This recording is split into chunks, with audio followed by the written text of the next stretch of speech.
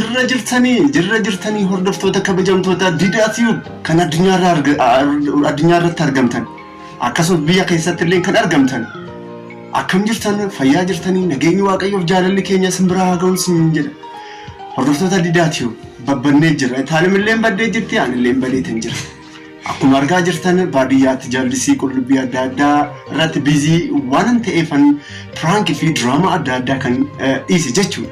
So har'a immoo eessa jirta argaa kee didhaa warri naan jettan hordoftoota didaatiyu magaalaa biqqee jedhee dhufeera jedhan.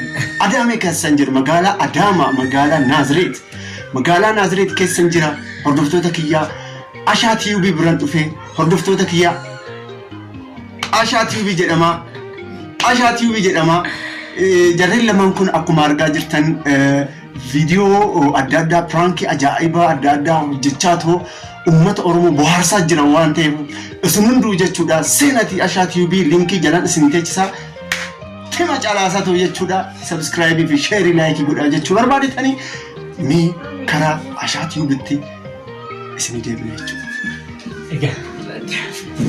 Hayyee carraan anaaf kennamee jira egaa naa kennu keessaniif galatoomaa jecha ragaa carraan walitti nu fidee mana tokko dachaanii ijoollee Oromoo harka tokko ol qabannee bakka tokko goof deemaa jirra bakkeen nu goof deemu galma guddaadha galmi kan wajjin geenyu kun immoo walii malee gahamu egaa warroon dura maalin jechuu barbaadu nagaa jirtu akkam jirtan warroonni didaatoo bitaatan hundi keessan warroonni gama Ashaa dhuftanii fi akkasuma warroonni didaa waliin jirtan didaa wajjin fakkeenyaaf namoota baay'eetu jira dhugaa didaan yeroo ammaa kana akkuma jedhame kalee dhengaddaan harkifatu malee didaan namoota waan baay'ee nama jajjabeessaa ture waan baay'ee nama bohaarsaa ture kolfisiisaa ture didaa argaa kee kolfii kan kee garaan cicciree warroonni jechaan hundi haadha deebi'ee motora oltummaa ofii qabatee amala gaarummaa isaa qabatee eessa jira Ashaa TV bira isheen deemnan Ashaa TV bira didaa baay'istee jirta. Yeroon kan yeroo dubartiif yeroo mirga sirriitti dubbadhu. Assalamu alaikum warahmatullahi wabarakatuh. Akkam jirtan kabajamtoota daawwattoota didaatu nagaa jira galata rabbi. Har'aa kallattiiwwan didaatu irratti dhufee jira. Baay'eenis dheeraa didaatu irratti akkamitti akka dhufuu danda'amuutu didaan kallattiiwwan mana keessa dhufe. Mojarraa ka'ee Adaamaa dirasii ana laaluudhaaf dhufee sababni inni dhufee illee adda'ee ture waan hin beekan isinuyyuu daawwattoonni didaa baay'ee nu bira waan ta'eef ni beektanii inni mootu akkamitti Aishaa dhaqee laalla jedhee achi ka'ee nu laaluudhaaf kutataa sabaa jechuun laalatu kutataa sabaa Uhudii gammachuuti isiniin jedha daawwattoota keenya didaa wajjin dabarsaa irraa yuutuubara beekamaadhaan ni beektanii akkana isiniin jedha daawwattoota keenya baay'ee nutti toleera share like subscribe gochuudhaan isin mootu viidiyoo kana sirriitti ilaalaa kan gammachuu keenya kan isinillee gammachuudhaan nutti agarsiisan isiniin jenna kana fakkaata daawwattoota keenya didaan nu laalu isiniin jedha. Egaa hordoftoota didaatiyu akkuma beekamu sababni ani Ashaa TV bira dhufee tokkoffaa hindeessee ilma ajaa'ibaa nuuf deessee miti ilma ajaa'ibaa nuuf deessee baga maaramii nama siikte jechuun dhufe ijoollee qaba akka amantaa keenyatti jechuudha akka amantaa keessatti immoo jira baga rabbiin nagaa si gammachiise baga rabbii si gammachiise jechuu barbaadetanii ilmi keessan immoo kan biyya jaalatu kan biyya bulchuu kan ummata ofii jaalatu isiniif haa ta'u jechuudhaaf fan dhufe jechuudha baay'ee gammadeetan jira baay'ee dhugaan gammachuu guddaatu natti dhagahame inni yeroo dabartee dhufee ta'u taaleen baga gammadde baga deesse jedhee dhufee nu gaafate jechuudha tulluurra qaariyeetu bishaan daakee beektan ani dubbii dhiifama naa godhaa isa kana baga gammaddan jechuu barbaadetanii anillee gammadeetan jira egaa akkatti wal jaalachuu wal bira dhaabbachuu qabna isin galee kophaatti nyaachuu osoo hin ta'in namoota wajjin wal bira teenyee waliin nyaachuu qabna malee jechuudha warreen YouTube guguddaa qabne isin hunduu jechuudha sheerii walii haa goonu mee seexana maraachisuu qabna joon diina jechuudha diina aarsuu qabna maraachisuu qabna diina jechuun immoo seexana dhugaa seexana waan ta'eefu qaxaleewwan kiyya kan nu amma nu hordoftan callisaatii liinkii kana fuudhatii sheerii godhaa Facebook irratti haga Doonaald Tiraampitti geessaa faranjiin nu haa beeku si galee soo yaadni ati qabdu maal Egaa yaadni ani qabu didaa maal si fakkaate? Egaa didaa jechuun ani chaanaalii kanarratti dhuftee mana keenya dhufuu keenya qofaa miti. Baay'ee gammachuun kiyya kanatti dhagahamu. Ani didaan amala gaarii qabaachuu isaa. Namoonni tokko tokko yoo share nu godhaa jedhan fakkeenyaaf yeroo silkii namarraa hin kaafnes jira.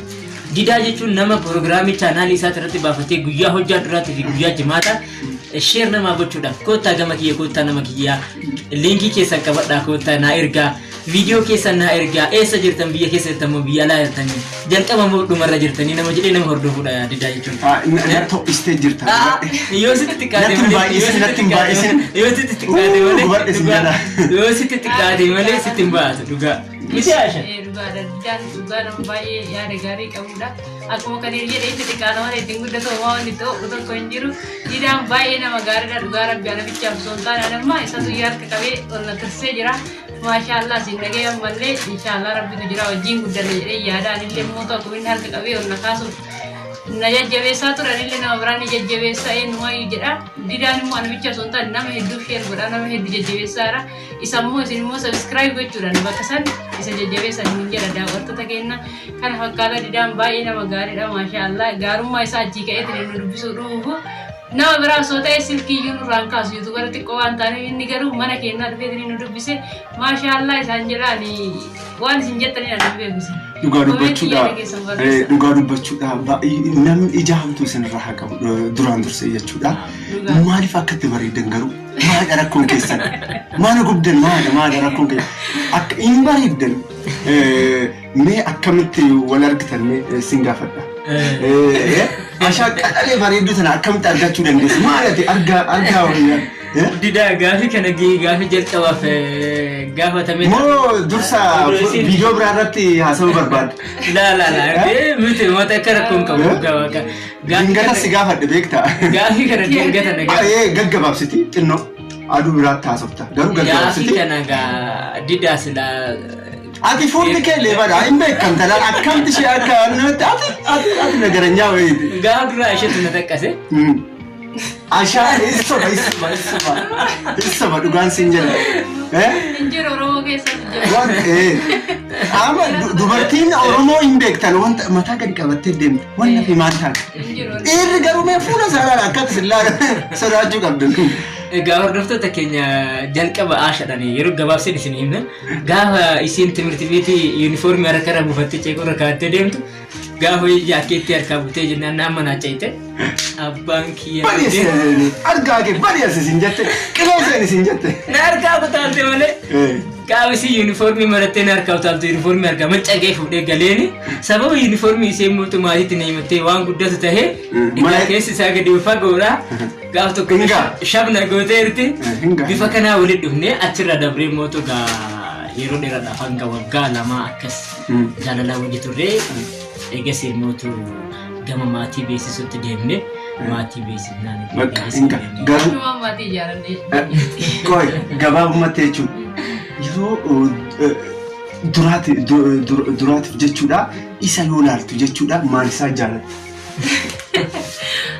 Garumatti bakka argaa isa yuunifoormii akkatti sirraa fuudhee gadi qabna. Gidee san immoo hin barbaanne iyyuu hin barbaanne iyyuu suuta nama amansiise malee gaafsanii hin jaalanne dhugaa dubbachuuf. Achiin booda maal isaa jaalatte garuu? Achi booda akkanumatti bakka amalli isaa waa'ee nutti tola. Akkasiiti.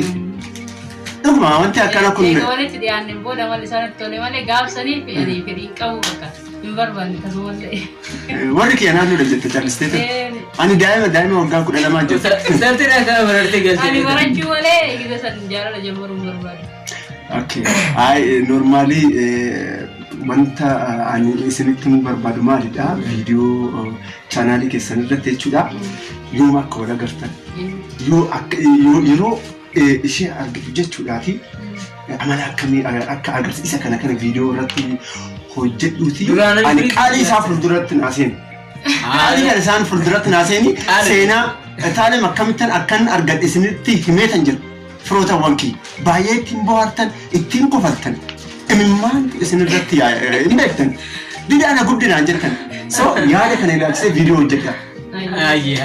So yaada kana yaada dhumaa wanti jettan jira.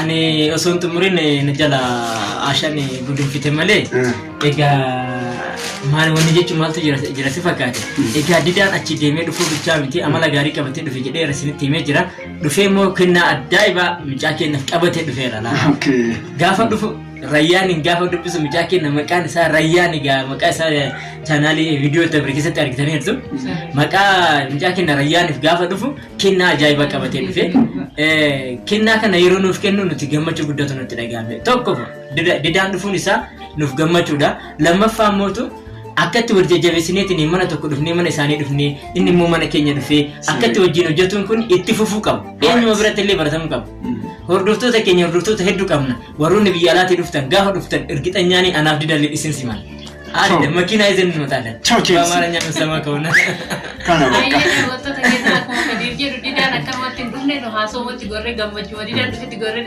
xiqqoo duubatti argine malee didaan kennaa Rayyaan kiyyaaf fideetiin hin dhufe kennaan didaan Rayyaan kiyyaaf fidee dhufe immoo maame fidi godhe egaa kabajamtoota hordoftoota keenyaa dubbii isinitti hin baay'isnu ilma isheetiif jechuudha ilma isaaniitiif egaa akkuma argaa jirtan kennaan isaan fidee dhufe kennaa kana jechuudha haala salphaatiin ilaalnaa wanti kun isinitti hin xiqqaataa ifama guddaan isin gaafadha isa kana jechuu barbaadetanii hodhaa kaakiree ka'uu hin dandeenyu ayyee daawwattoota keenya uffata muluu masarraa jammaree gabiilaa akka ga'u baasitii jechuudha fidee dhufe ni beeytanii uffata guutuu as keessa jira yoo barbaadan rakkoon qabu dhiisi kuno ala kanaan uffata baay'ee bareeduudha kalarii baay'ee bareedaa qabateedha didaan ala kanaan kennaa Rayyaan kiyyaaf fidee baay'ee dasna dheeraa baay'ee nama kabaju nama jaaladhurraa kennaa argachuun kenna baay'ee dasnu jedhee jira akkana isinin jedha daawwattoota keenya isinillee dasanjaa'e warri biyya alaa jirtan koottatti ilma dhala daya ciao kana jechu barbaadetanii yaa'u yeroo ammaa kana jechuudha daa'imti keessanillee jechuudha haa jajjabaatu sirriitti guguddisaayii